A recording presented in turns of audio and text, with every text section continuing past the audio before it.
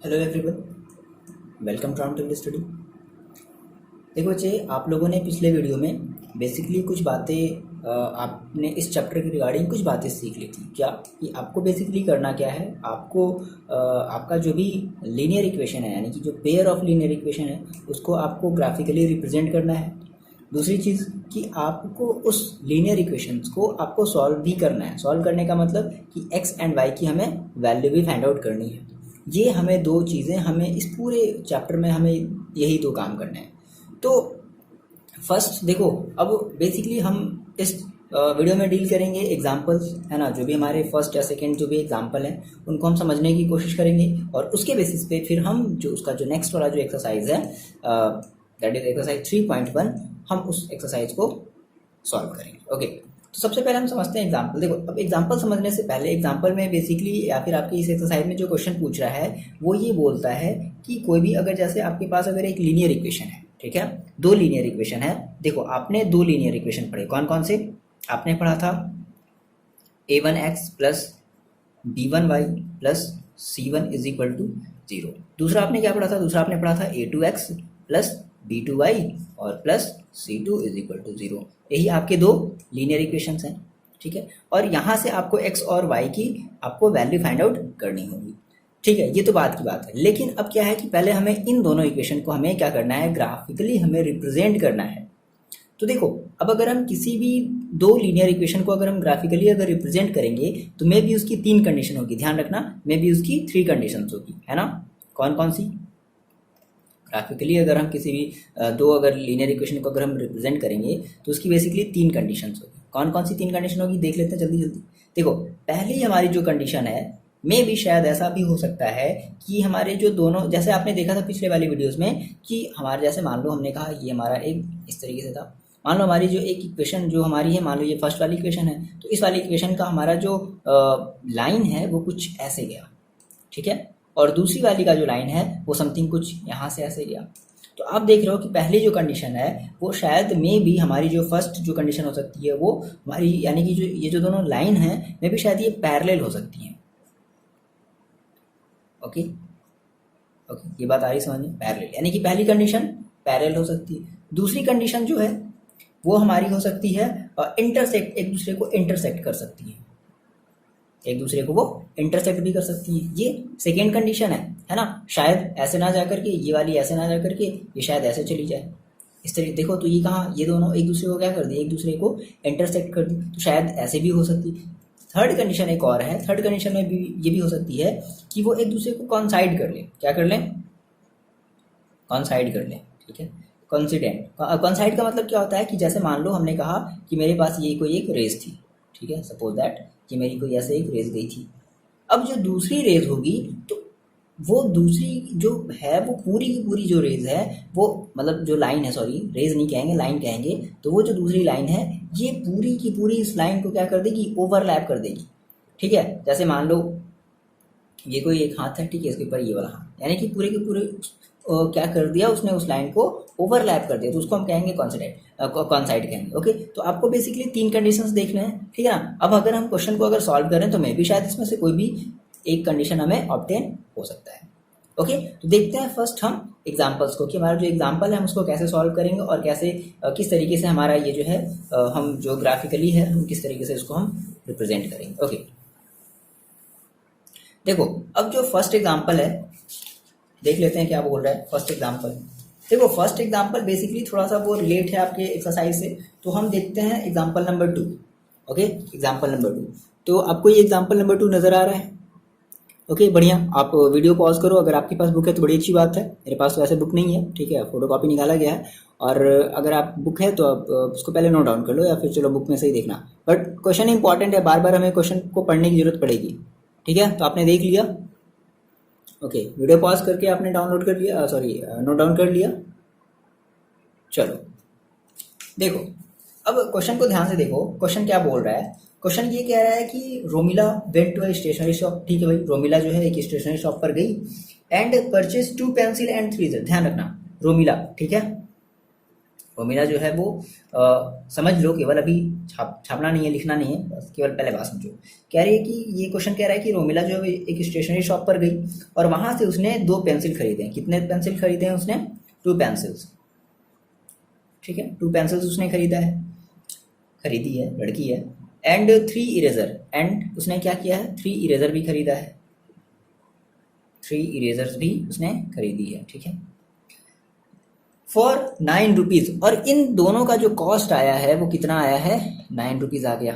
इतनी बातें समझ, ये कुछ नहीं, हम एक्स्ट्रा कुछ नहीं लिख रहे हैं, ये जो भी क्वेश्चन बोल रहा है ना, हम बस उसको इस तरीके से रिप्रेजेंट करने की, आपको समझाने की कोशिश कर रहे हैं। देखो, देन उसके साथ एक और उसकी फ्रेंड थी, सोनाली। ठीक है, बहुत बढ़िया, साथ में फ्रेंड भी लेकर के गई है। Saw the new variety of pencils and eraser with Romila and she also bought 4 pencils, और उसने भी 4 पेंसिल खरीदे हैं और 6 इरेजर्स उसने भी खरीदी है। मतलब उसने कितनी पेंसिल खरीदी? उसने 4 पेंसिल खरीदी। ठीक, बहुत ज़्यादा पैसे हैं भाई उसके पास। और उसने क्या खरीदा? और 6 इरेजर, 6 इरेजर खरीद लिया उसने। ठीक है, कोई दिक्कत नहीं है, स्टोर करके रखी रहेगी, लोगों को बांट देगी। चलो, और ये जो है उसको कितने का मिला है? ये मिला है उसे 18 रुपये का, 18 रुपये, है ना। तो ये 18 रुपये का उसे मिला। अरे इतनी बातें समझे, ये कुछ नहीं, ये बस क्वेश्चन को हमने बस सिंप्लीफाइड कर दिया। अब क्या बोल रहा है? ये कह रहा है कि represent this situation algebraically.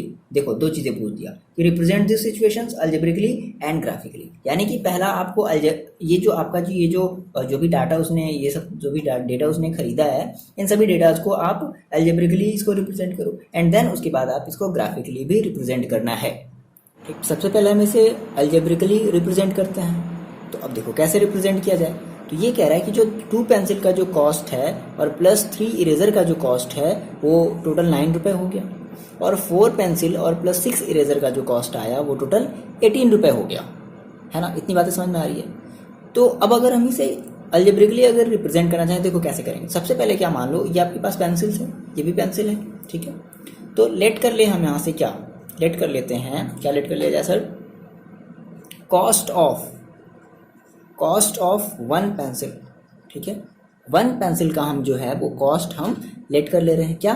x रुपया मान ले रहे हैं भाई। जो 1 पेंसिल का जो कॉस्ट है वो x रुपया है। x मतलब हमारी कोई भी एक वेरिएबल है। ओके, अच्छा, पेंसिल की हमने कॉस्ट मान ली। सिमिलरली इरेजर की कॉस्ट मान लो, तो कॉस्ट ऑफ 1 इरेजर। ठीक है, कितनी मान लें इसको? y मान लेते हैं इसे, है ना। ये हमारी इरेजर की कॉस्ट हो गई। अब देखो, अब इस वाले स्टेटमेंट पर आओ। कह रहा है कि 2 पेंसिल और प्लस 3, अगर if the cost of 1 pencil is x रुपए, then what is the cost of 2 pencil? That is 2x। आ रही बात समझ में ना। तो 2 पेंसिल का कॉस्ट कितना हो जाएगा? 2x, that is 2x plus 3 eraser का कॉस्ट कितना हो जाएगा? 3y। और इन सभी को अगर हम ऐड करेंगे तो उसकी वैल्यू कितनी आएगी? 9 रुपये की इक्वल आएगी। तो 9, ये हमारा बना इक्वेशन नंबर फर्स्ट। इतनी बातें समझ में आई? ठीक है, दूसरी चीज़, दूसरे वाले पर आओ। ये जो उसकी फ्रेंड थी, रोमिला की फ्रेंड थी, क्या नाम था उसका, जो भी नाम हो आप देख लो एनसीईआरटी बुक से। तो ये जो है, ये क्या कह रही है? ये इसने कितनी पेंसिल खरीदी? इसने खरीदी है 4, दैट इज 4 × x, है ना। अगर एक पेंसिल का कॉस्ट अगर x रुपये है तो 4 पेंसिल का कॉस्ट कितना होगा भाई? 4 रुपये। आप ऐसे तो खरीदारी करते हो ना, दुकान पर जाते हो तो। चलो 4x हो गया, प्लस 6 इरेजर, तो 1 इरेजर का कॉस्ट है y, that is 6y is equal to 18। ये आपका बना इक्वेशन नंबर 2। तो ये जो आपके इक्वेशन बने हैं ना, इक्वेशन फर्स्ट एंड इक्वेशन 2, यही आपका अल्जेब्रिकली एक्सप्रेशन हो गया। मतलब कि ये जो यानी कि आपका जो फर्स्ट वाला जो क्वेश्चन था, क्या बोला था फर्स्ट वाले क्वेश्चन में कि रिप्रेजेंट दिस सिचुएशन अल्जेब्रिकली, यानी कि ये आपका ये आपकी फर्स्ट कंडीशन, ये आपका फर्स्ट आंसर हो गया। ठीक है, यही आपका फर्स्ट आंसर है। देख लो, आगे इतनी बातें समझ में। अब क्या करना है, सेकेंड में क्या करना है कि क्या बोल रहा था, इसको आप ग्राफिकली भी रिप्रेजेंट करो। यानी कि अब ये जो इक्वेशन बने हैं ये दोनों, अब आपको इसे क्या करना है, ग्राफिकली भी रिप्रेजेंट करना है। ठीक है, तो अब देखो ग्राफिकली अगर हमें रिप्रेजेंट करना है तो ग्राफिकली रिप्रेजेंट करने के लिए हम बारी बारी से हम इक्वेशन लेंगे। पहले हम इस वाले इक्वेशन को लेंगे, देन उसके बाद इस वाले, किसी भी आप इक्वेशन को, मतलब बारी बारी से हमें इक्वेशन को लेना है। ओके, तो सर हमें 2 इक्वेशन पता है, 2x + 3y = 9 and 4x + 6y = 18। ठीक है, अब देखो कैसे रिप्रेजेंट करते हैं। चलो, तो मान लो सबसे पहले हमने इसके लिए ले लिया, फर्स्ट वाले के लिए हमने ले लिया फॉर 2x। यहाँ से देख लेना, अब हम रिप्रेजेंटेशन कर रहे हैं। ठीक है, 2x + 3y = 9 को हम क्या कर रहे हैं, हम ग्राफिकली रिप्रेजेंट करना चाहते हैं। देखो, तो हमने क्या बताया था सर कि सबसे पहले आपको क्या बनाना पड़ेगा, आपको एक बॉक्स बनाना पड़ेगा, ठीक है। ये बॉक्स आपने बना लिया और बॉक्स में कम से कम आप 3 वैल्यू निकालोगे, ठीक है। कितनी वैल्यू निकालोगे आप, 3 वैल्यू, किसकी, एक्स एंड वाई की। यहाँ पर एक्स, यहाँ पर वाई, ठीक है। एक वैल्यू, 2 वैल्यू एंड 3 वैल्यू। चलो, तो अब सर कैसे निकाला जाए वैल्यू, सर कैसे नहीं, बहुत बहुत सारे तरीके हैं, आप वो अप्लाई करो। जो ट्रायल एंड एरर मेथड जो मतलब होता था, बेसिकली हम क्या करते थे, देखो वो सब या फिर उसको रहने दो। आप क्या करो, यहाँ से आपके पास क्या है, 2x+3y है। तो आप क्या करो, तो देखो अगर आप x इजिकल टू अगर आप 0 रखते हो, है ना, देखो अगर हम x इजिकल टू क्या रख रहे हैं, अगर हम x इजिकल टू 0 रखते हैं तो देख लो क्या आ जाएगा, यहाँ पर रख दो, क्या हो जाएगा, 0 + 3y is equal to 9, so 3y is equal to 9, so y is equal to cut जाएगा कितना, 3 3 that is y is equal to 3। तो x इज इक्वल टू 0 रखने पर y की वैल्यू कितनी आई है, 3 आई है। ये आप सॉल्व करके दिखा दो यहाँ पर साइड में, यहाँ पर या फिर चाहे जहाँ पर भी आप सॉल्व करके दिखा दो। तो आपने x की, या फिर मत दिखाओ, कोई जरूरी भी नहीं है ना, ये बेसिकली आपका ये टेबल इंपॉर्टेंट है। तो आपने रखा x इज इक्वल टू 0, आपने रखा जब x इज इक्वल टू 0 तो y की वैल्यू कितनी आ गई, 3 आ गई। तो हमने यहाँ पे y की वैल्यू हमने 3 रख दी। चलो इतनी बातें क्लियर है। अच्छा सर, अब क्या किया जाए, अब देखो, अब अगर हम y की वैल्यू, मान लो अगर हम y की वैल्यू अगर 0 रख, एक बार रख करके देखते हैं, ठीक है। y की वैल्यू हम 0 रख करके देख लेते हैं, अभी रखना नहीं, y की वैल्यू हम 0 रख करके देख लेते हैं। तो यहाँ पर हम y की वैल्यू रख देते हैं, तो क्या हो जाएगी, ये हो जाएगी 2x+0,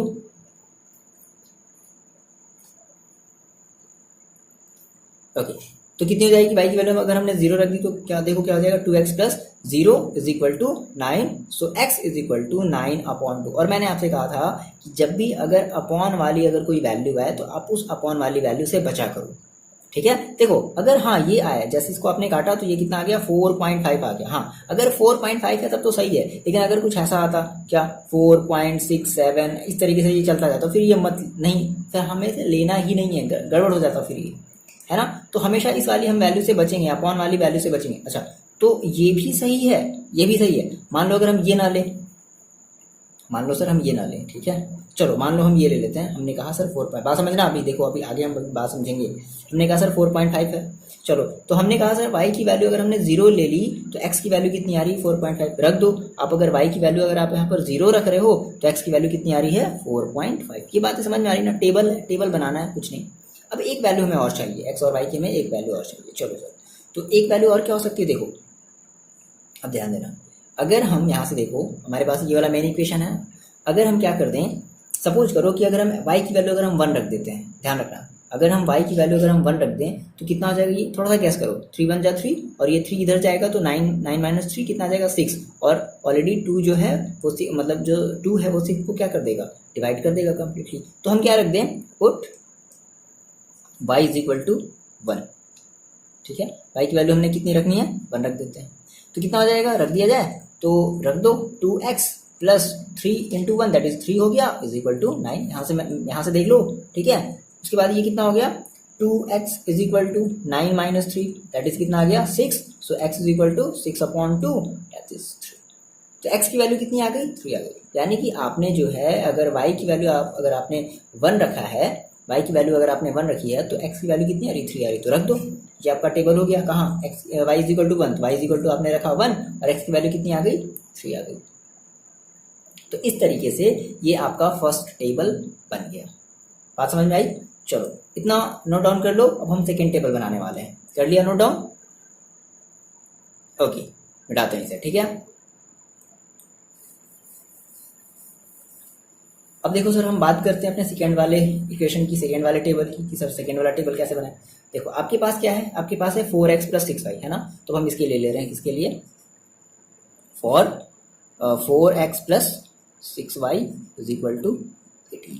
हम इसके लिए टेबल बनाना चाहते हैं तो ले लेते हैं भाई, इस तरीके से हम टेबल बना लेते हैं। आपको सारे क्वेश्चन में जितने भी आपको ग्राफ वाले क्वेश्चन मिलेंगे सब में आपको यही काम करना है, ठीक है ना। कम से कम आप 3 वैल्यू निकालोगे, ओके। तो आपने ये टेबल बना लिया, ठीक।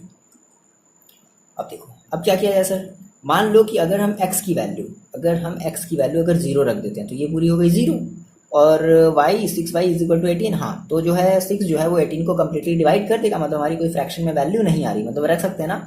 तो हमने क्या रखा सर, हमने रखा x इज इक्वल टू 0। ये आपको थोड़ा सा दिखाना पड़ेगा, है ना। तो कितना आ गया भाई, 0 plus 6y is equal to 18, so y is equal to 18/6, okay. और ये कितना आ गया आपका, हो गया 3। तो आपने अगर x इक्वल टू 0 रखा है, देखो x की वैल्यू आपने रखी 0 तो y की वैल्यू कितनी आ गई 3, रख दो। x की वैल्यू आपने रखी 0 तो y की वैल्यू आ गई 3। पहली बात समझ में आई। चलो अब अगर हम क्या हो कि अगर हम y की वैल्यू अगर हम 0 रख दें, चेक कर लेते हैं। अगर हम y की वैल्यू 0 रख दें तो y की वैल्यू 0 रख दें, y इज इक्वल टू मान लो अगर हम 0 रख देते हैं तो कितना आ जाएगा 4x प्लस, ये तो पूरा 0 हो गया, हटा दो इसको, रहने दो, 4x is equal to 18, so x is equal to 18/4। देखो ये फ्रैक्शन में आ गया, ये फ्रैक्शन में आ गया, रहने दो इसे मत लो, ठीक है ना। फ्रैक्शन वाली वैल्यू से हमेशा हम बचते हैं, ओके। चलो तो इसे हम छोड़ देते हैं। वैसे मान लो अगर इसको अगर आप सॉल्व करोगे तो ये कितना आ जाएगा, ये आएगा लगभग आपका 4 ज़ा और कितना बचा 2 4 5 ज़ा, ओके 4.5, ठीक है, सही है। 4.5 हमारा आ रहा है, मतलब 0.5 के आसपास हमारा आ रहा है ना। तो अगर 0.5 में अगर आ रहा है तो फिर ठीक है ना, कोई प्रॉब्लम नहीं है। चलो तो फिर हम ये ले सकते हैं, ठीक है।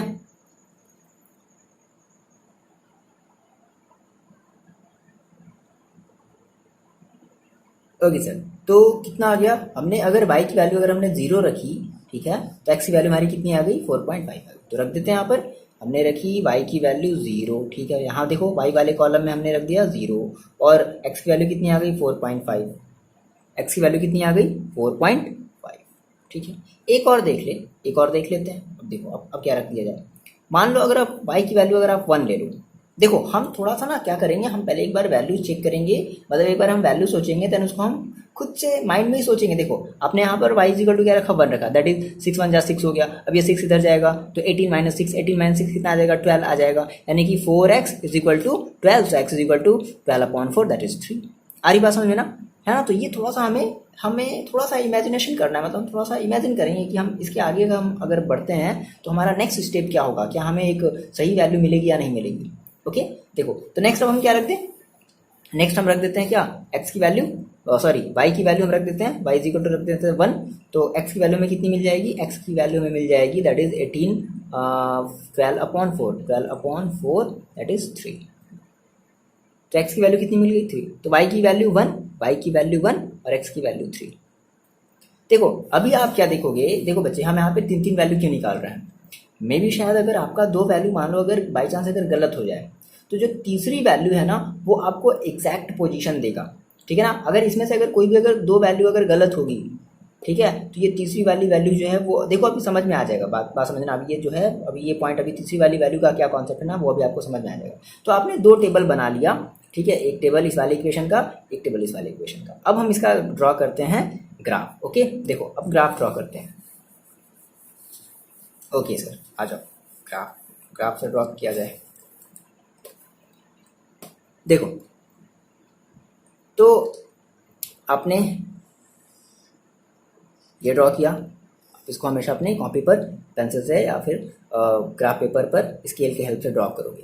तो देखो मैक्सिमम जो वैल्यू हमें कितनी तक जानी, 4.5 हाँ मैक्सिमम वैल्यू में 4.5 तक जानी। चलो तो 4.5 तक हम चल लेते हैं। मान लो यहाँ से हमारा हो गया 1 2 3 4 और ये होगा 5 और यहाँ पर लगभग होगा हमारा 4.5, ओके। सिमिलरली अब y में लगभग हमें कितना तक चलना है, y में देखो y में हमें लगभग चलना है 3 0 3 मैक्सिमम 3 तक चलना है। तो 1 2 3 4 तक हम यहाँ तक चलिए। अब चलो अब देखो फर्स्ट वाले की बात कर लें, पहले इस वाले ग्राफ की बात करते हैं, इस वाले टेबल की बात करते हैं। तो इसका आपका देखो कोऑर्डिनेट यहाँ पर क्या मिला है, हम हमेशा बात करते हैं ना बच्चे कोऑर्डिनेट की। कोऑर्डिनेट का मतलब क्या होता है x, y। तो यहाँ पर x, y आप करोगे तो क्या मिलेगा 0, 3 मिलेगा। यहाँ पर क्या मिलेगा 4.5, 0 मिलेगा। यहाँ पर क्या मिलेगा 3, 1। ये बात आ रही समझ में, ठीक है। तो देखो सबसे पहले हमें क्या रिप्रेजेंट करना है 0, 3, यानी कि x में हमें कितनी चलनी है 0, y में कितना चलना है 3, y में चल लो 3। तो आपका पहला कोऑर्डिनेट मिला यहाँ पर, ठीक है। अब देखो नेक्स्ट बार इसमें आ जाओ, x में अब कितना चलना है 4.5, तो 4.5 आप यहाँ पर चलोगे और y में कितना चलना है 0, y में चलना है 0, तो दूसरा कोऑर्डिनेट मिला यहाँ पर, ठीक है।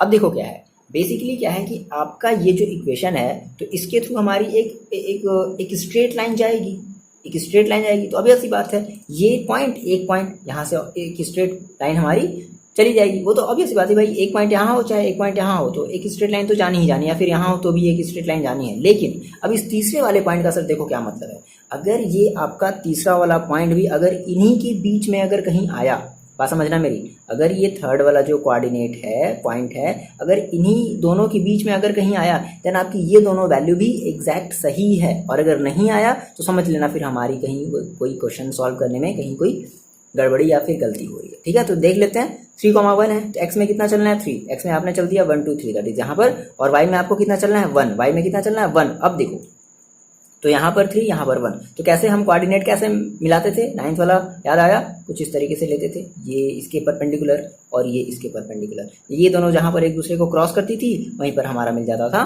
कोऑर्डिनेट। आगे बातें समझ में, इस तरीके से हम अपने कोऑर्डिनेट, यानी क्या, ये हमारा मिल गया थर्ड वाला कोऑर्डिनेट।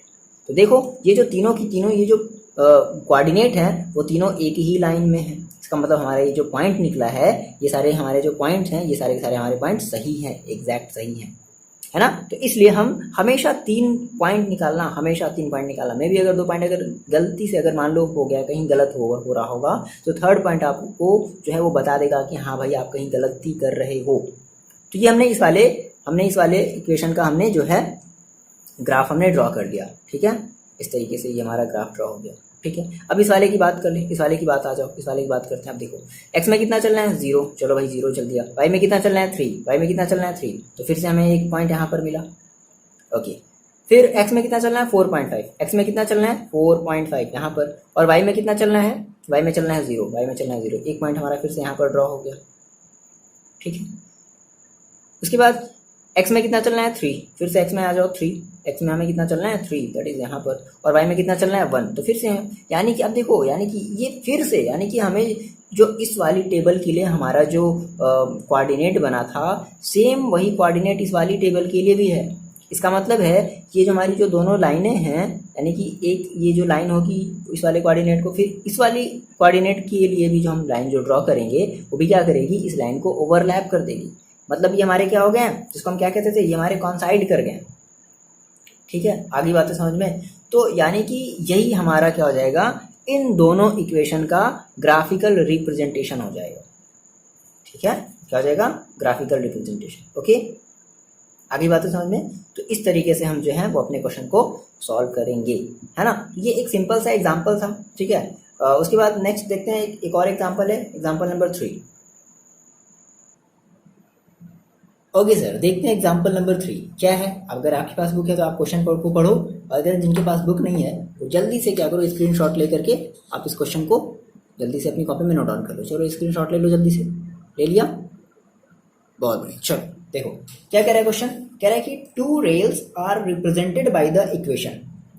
मेरे पास मेरे मतलब क्या कह रहा है कि कोई 2 रेल्स है ना, जो क्या कर रही हैं, जो इक्वेशन के थ्रू इनको हम रिप्रेजेंट कर रहे हैं। अब वो इक्वेशन क्या क्या लिख लेते हैं। देखो पहला इक्वेशन क्या है, x plus 2y minus 4 is equal to 0, ये आपका फर्स्ट इक्वेशन है। एंड सेकेंड इक्वेशन क्या है, 2x plus 4y minus 12 is equal to 0, ये हमारा इक्वेशन नंबर है। ठीक है, फिर क्या कर रहा है कि रिप्रेजेंट दिस सिचुएशन जियोमेट्रिकली मतलब ग्राफिकली। ओके, मतलब ये आपका एल्जेब्रिकली ऑलरेडी गिवन है। पहले पिछले वाले क्वेश्चन में क्या था कि हमारा जो इक्वेशन डायरेक्ट नहीं दिया था, हमें इक्वेशन बनाना पड़ा था। अब इस क्वेश्चन में क्या है कि हमारा डायरेक्टली इक्वेशन ही दिया गया है, अब इसे हमें डायरेक्टली ग्राफिकल फॉर्म में रिप्रेजेंट करना है। ओके, ज्योमेट्रिकल फॉर्म में रिप्रेजेंट करना है, ज्योमेट्रिकल मतलब ग्राफिकल फॉर्म में रिप्रेजेंट करना है। चलो बहुत बढ़िया। देखो अब कैसे किया जाए सर इसको, फिर से वही बात, हम फर्स्ट वाले के लिए टेबल बनाएंगे एंड सेकेंड वाले के लिए भी हम क्या करेंगे, टेबल ड्रॉ करेंगे। तो सबसे पहले हम बनाते हैं फर्स्ट वाले के लिए टेबल हम ड्रॉ करते हैं। ओके, देखो तो for equation x plus 2y minus 4 is equal to 0। ठीक है, तो इसके लिए हम अगर टेबल बना लो, एक टेबल बना लो बढ़िया सा, इतना बड़ा,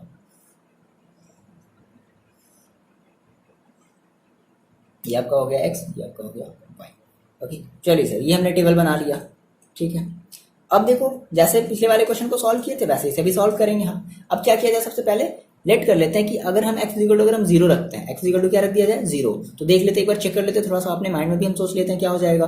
2y, ठीक है, -4 इज इक्वल टू इधर आ जाएगा जीरो, दैट इज 4, और ठीक है, मतलब हमारा एक पर्टिकुलर हमारा कोई एक इंटीजर में आंसर आएगा ना, फ्रैक्शन में वैल्यू हमारी नहीं आएगी, फ्रैक्शन से हमेशा बचना चाहिए, ठीक है। तो हमने रख दिया पुट, भाई पुट कर दो x is equal to zero, रख दिया हमने put, x is equal to हमने जीरो रख दिया, सॉल्व कर दिया, कितना हो गया, zero plus 2y minus 4 is equal to 0, that is 2y is equal to 4, so y is equal to कितना हो गया, 4 upon 2, that is 2। तो x की वैल्यू 0 रखने पर y की वैल्यू कितनी आ रही है, 2 आ रही है, तो रख दो x की वैल्यू 0 रखने पर y की वैल्यू आ रही है 2, ठीक है, ये पहली बात समझ में आई। अब क्या गलत किया जाए, एक चीज और, अब मान लो हम y इज इक्वल टू 0 रख करके देखते, तो हमेशा ये दोनों चीज को जरूर चेक किया करो, बहुत ही बढ़िया सी चीज़ है ये, एक बार x की वैल्यू 0, एक बार y की वैल्यू 0। तो अब हम क्या करते हैं, अब हम एक बार दूसरी बार हम y की वैल्यू 0 रख करके देखते हैं, तो क्या कर दिया जाए, put y is equal to 0, देख लेते हैं, तो देखो y इज इक्वल टू ये पूरा पूरा हो गया 0, क्या बचा, x plus sorry minus x minus 4 is equal to 0, so x is equal to 4। तो y की वैल्यू 0 रखने पर x की वैल्यू कितनी आ रही है, 4, y की वैल्यू 0 रखने पर x की वैल्यू आ रही है 4, ठीक है। तो आप चाहो तो ये केवल 2 ही रख सकते हो, है ना, आप एक और निकाल करके आप खुद से चेक कर लेना, ठीक है। बेसिकली हम यहाँ पर 2 ही रख रहे हैं, क्योंकि 0 0 फिक्स, मतलब इसमें कोई गलती होने की गुंजाइश नहीं है। बेसिकली हम वो 3 क्यों निकालते थे, कि कहीं शायद हमारा कुछ जो है वो कहीं कुछ गलत हो रहा हो, तो इस वजह से हम 3 निकालते थे, ठीक है ना। तो ये यहाँ पर 2 सफिशियंट है, इनफ है, ओके। चलो भाई, अब हम इस वाले के लिए देखते हैं, सेकेंड वाले के लिए देखते हैं। देखो, for equation 2x plus 4y minus 12 is equal to 0, ठीक है। तो 0 रख करके देखा जाए, x की वैल्यू रख दो, x इज इक्वल टू 0, क्या हो जाएगा, 0 प्लस 4y, एक मिनट पहले टेबल तो बना ले यार, आप भी नहीं बताते हो बच्चों हैं, ऐसे कैसे काम चलेगा, कुछ तो बोलना पड़ेगा ना।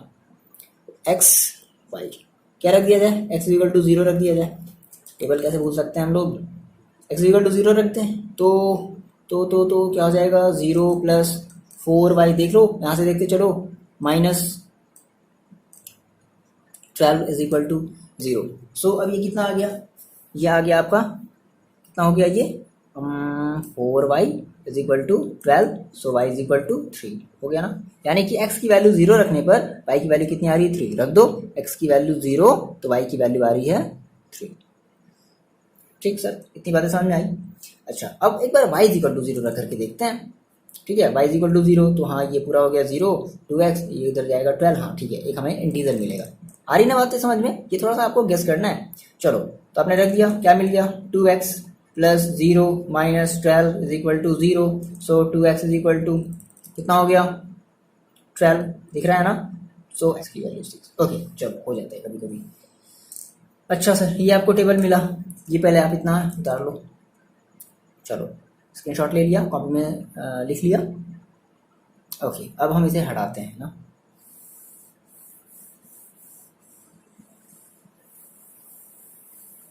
अब बनाते हैं अपना हम ग्राफ, ठीक है सर, ग्राफ बनाते हैं, बढ़िया वाला ग्राफ बनाया जाए।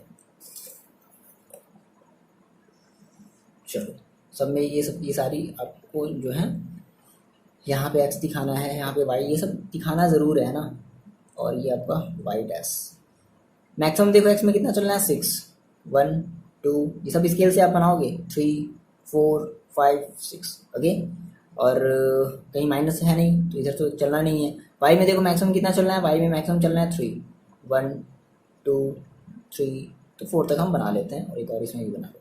चलो, पहले इस वाले के लिए हम देखते हैं, इस वाले में हम पहले देखते हैं, है ना। तो 0, 2, x की वैल्यू कितनी है, 0, y की वैल्यू कितनी है, 2, तो 0, y की वैल्यू 2, यानी कि एक कोऑर्डिनेट हमें यहाँ पर मिला। 4, 0, 4, x में कितना चलना है, 4, 1 2 3 4, 4, 0, एक हमें कोऑर्डिनेट मिला दिया जाए, दोनों को स्केल से आप मिलाओगे, ठीक है। ये इस तरीके से चलती रहेगी, ये लाइन है, ठीक है। अच्छा, अब इस वाले की बात कर लें, क्या चलना है, x इक्वल टू 0, x की वैल्यू कितनी रखनी है 0, ठीक। y की वैल्यू कितनी रखनी है 3, y की वैल्यू रखनी है 3, 1 2 3, दैट इज यहाँ पर मिलेगा, ठीक। फिर x की वैल्यू कितनी रखनी है 6, आ जाओ भाई यहाँ पर आ जाते हैं 6, कहाँ 1 2 3 4 5 6, ये। और हमें फिर y की वैल्यू क्या मिलेगी 0 0, दैट इज हमें मिला, ठीक है, हो गया, यानी कि हमें यहाँ पर मिला, ओके। अब क्या करेंगे, इसको भी हम क्या करेंगे, मिला देंगे, है ना। तो अब ये देख रहे हो कि ये जो आपको जो दो रेज जो मिल रही है वो आपको कैसे मिल रही हैं, पैरेलल मिल रही हैं, ठीक है। तो यही आपका क्या है, यही आपका ग्राफिकल रिप्रेजेंटेशन है, ग्राफिकल रिप्रेजेंटेशन। आगे बात समझे, बस ऐसे क्वेश्चन को हमें सॉल्व करना है, ठीक है। तो फिलहाल ये एग्जांपल्स हैं, है ना। और इसके बाद हम बात करेंगे, यहाँ पर आप क्या करोगे, थोड़ा सा इक्वेशन की वैल्यू जो भी आपकी ये वाली जो भी इक्वेशन है, जैसे ये वाला आपका कौन सा है, ये है आपका 2x + 4y - 12 = 0, और ये आपका क्या है x + 2y - 4 = 0, आप इस तरीके से आप लिख दोगे। तो यही आपका ग्राफिकल रिप्रेजेंटेशन हुआ, ओके। मिलता है नेक्स्ट वीडियो में नेक्स्ट एक्सरसाइज के साथ, दैट इज एक्सरसाइज 3.1, ठीक है। उसमें 3 क्वेश्चंस हैं, और उन क्वेश्चंस को हम बड़े ही आराम से समझेंगे, बड़े ही आराम से देखेंगे, जो भी इनके कॉन्सेप्ट है उन सभी कॉन्सेप्ट को हम बहुत ही आसानी से समझेंगे, ठीक है, ओके। पढ़ाई करते रहें।